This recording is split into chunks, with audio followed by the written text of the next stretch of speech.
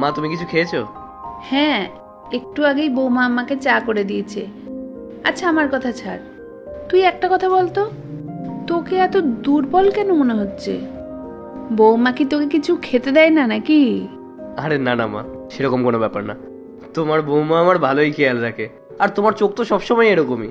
কোন দিক থেকে যে তোমার আমাকে দুর্বল বলে মনে হয়? কত ভালো ফিগার আমার, আর তুমি আমাকে দুর্বল দেখছো। আরে হ্যাঁ হ্যাঁ, সব জানি আমি। ফটো তো তুই আমাকে পাঠাস, সেখানে তো আমি দেখতে পাই যে আমার বৌমা তোকে কত খেয়াল রাখে। মা, ফটো? হ্যাঁ বৌমা, তুমি যখন ঘরের সব কাজ করো, যেমন ঘর ঝাড় দেওয়া, ঘর মোছা, রান্না করা, সে সব কিছুর ছবি তুলে ও আমাকে পাঠায়। হ্যাঁ দাঁড়াও, আমি তোমাকে দেখাচ্ছি। এই দেখো।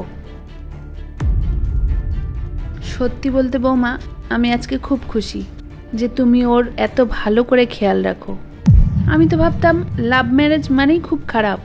সত্যি বলতে বাবা, আমি আজকে খুব খুশি।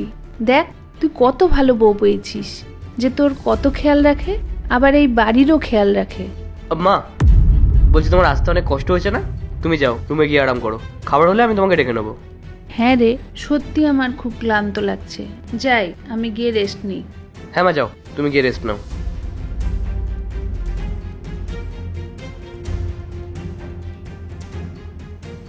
পায়েল, আমি তোমাকে সব বলছি, তুমি একটু শান্ত হয়ে আমার কথাটা শোনো।